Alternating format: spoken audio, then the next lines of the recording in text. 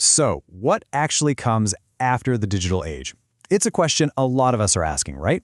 Well, the source material we're diving into today offers a really compelling answer, and it calls it the Chrome Age doctrine. And it all starts with this one sentence. This is our entire jumping off point. It suggests the era we thought we were in didn't, collapse or blow up. It just filled up completely. And right at the heart of this big shift is how our relationship with machines is changing. I mean, that old idea of a person just using a tool, that's kind of starting to feel obsolete. We're now entering a phase where we and our technologies are actually thinking together. But to really get a handle on this new phase of thinking together, we first have to understand why the old one ran out of steam. It didn't end with some big bang, but more with this quiet sense of exhaustion. This feeling of constant motion, but without any real direction. The source we're looking at uses this brilliant metaphor of a floodplain. At first, the flow of data was revolutionary. It was amazing. It nourished everything. But pretty soon, that life-giving stream became a total deluge, and we found ourselves completely underwater. And this brings us to the key concept: saturation. The problem isn't that we lack information. Oh no, we've got plenty of that. It's that our ability to make sense of it, to actually find meaning in it all, just can't keep up with the sheer volume. Clarity itself just starts to feel thin. And this is where we get to the core paradox of our time, right? We are busier, more productive, and we have more raw intelligence at our fingertips than any other point in human history. And yet, collectively, it kind of feels like we're all just running frantically in place, with no agreed-upon destination in sight. So what happens when we're all just moving without a shared horizon? Well, what you'd expect. Our search for meaning, it fractures. When those big shared stories and goals that used to guide us start to lose their pull, our search for meaning doesn't just go away. It shatters. It breaks into all these smaller, isolated fragments. In this fractured world, the source material points to 6 main ways people are now trying to find meaning. And you can see them here on the slide. It's everything from finding certainty in pure calculation and formulas to seeking it through wealth or creativity or even just control.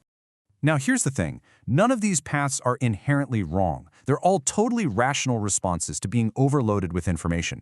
The problem is they all run in parallel. They don't meet up, they don't converge. So it creates this illusion of progress while the whole group just drifts. Okay, so if that old logic of just frantic parallel motion is broken, what's next? This is where the doctrine introduces a really fundamental shift in our thinking. It's about moving away from optimization and towards something called resonance. The logic that really defined the digital age was optimization. It was all about performance, efficiency, output, constantly asking, what can we measure? But this new logic, resonance, is totally different. It's not about output, it's about alignment, about coherence. It shifts the question from what can we measure to something much, much deeper. What is actually worthy of our alignment? Look, the problem with optimization wasn't that it was a bad idea. The problem is we applied it to the wrong things. It works perfectly for closed mechanical systems. But for open, complex, messy living systems, like human beings and societies, it's a fundamental mistake. It confuses vitality with performance. And this completely changes how we see our own role in all this. In the past, we saw ourselves as the sovereign controllers of our tools. Then came this big fear, right? That we'd just become the slow, fleshy bottleneck in our own super efficient systems.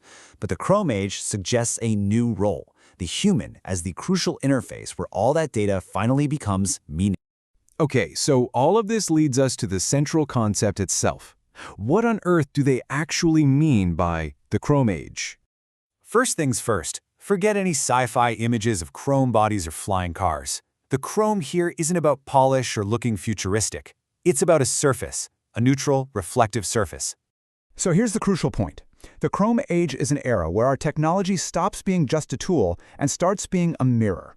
For the first time, our machines are so intertwined with our thinking that they reflect our own cognitive habits, our biases, and our blind spots right back at us.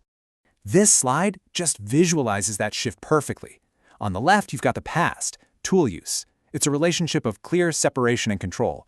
We use the tool, we put it down. But on the right, that's where we are now. It's a state of entanglement, of coevolution, where we and our machines think through each other. We don't just use the system anymore, we actually inhabit it. The stories we usually hear are so extreme. Either the machines are going to replace us, or they're going to save us. But the Chrome Age doctrine suggests a quieter, but way more profound reality. Humanity isn't ending. Our value is simply shifting away from raw control and towards something that is uniquely human: interpretation. And so, we're left with this one fundamental question. This new technological mirror, it doesn't add anything new. It just reveals what's already there. It shows us how we think. The only question is, are we prepared to look?